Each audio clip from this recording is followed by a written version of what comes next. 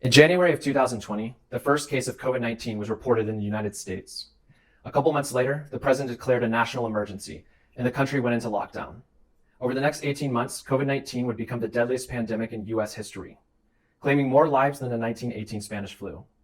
As the virus spread through the population, a trend became increasingly clear. The most vulnerable communities were disproportionately affected by COVID-19. They had 18% more infections, 75% more deaths, and 17% fewer vaccinations per 100,000 people than the least vulnerable counties. The rapid spread of COVID-19 forced government and nonprofit agencies to quickly respond by appropriately distributing funds to communities most in need of assistance. In 2014, the CDC measured how vulnerable each census tract was to hazardous events, just like COVID-19. This metric is called the Social Vulnerability Index, or SVI.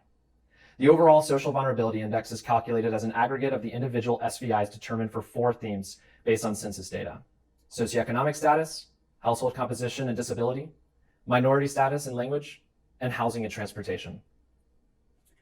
Our team wanted to know if there was a difference in how communities at various SVI levels were affected by COVID-19.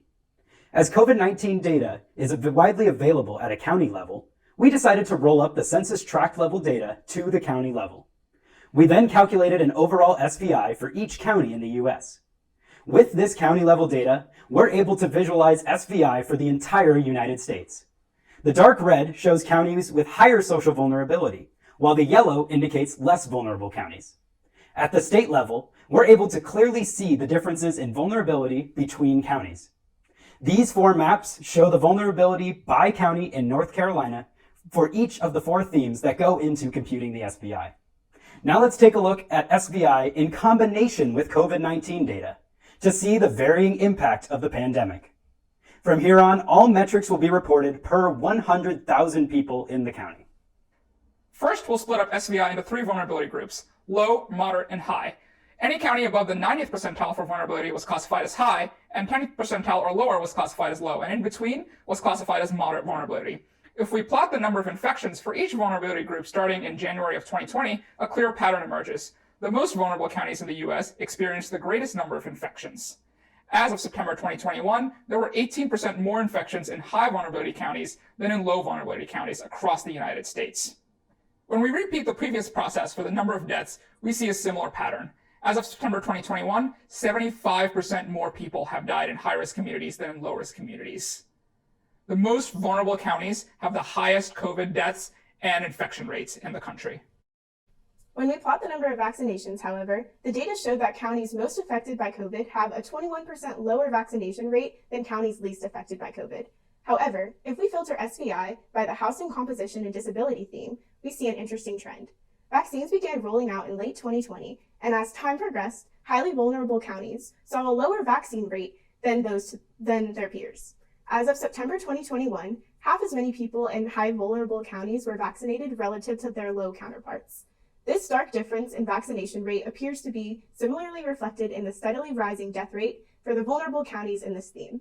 As the Delta variant ravages through the U.S., low vulnerability counties appear to show a slower increase in the cumulative number of deaths compared to those in the high vulnerability. In light of the varied impact of COVID-19 across different vulnerability groups, we were curious to see how federal aid was distributed to different counties. This visualization highlights average money distributed per capita to counties across vulnerability groups. Our analysis shows that for the most part, federal aid was appropriately distributed to the counties that were most in need. Our findings suggest that in the event of future outbreaks, the Social Vulnerability Index is a good starting point for political leaders and nonprofit organizations to use in determining which communities will have the greatest need for assistance. In order to get a more granular picture at which communities are most vulnerable to COVID's impact, we have built a dashboard to aid decision makers. Our full dashboard is linked in the description. You'll be able to look at data on a state-by-state basis, as well as filter by the different SVI themes, and visualize the impact of COVID by vulnerability groups.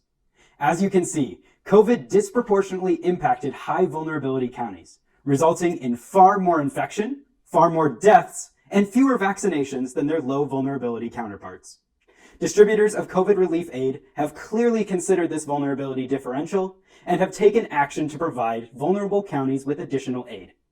Using our dashboard, policymakers can better distribute financial resources to mitigate the impact of future pandemics.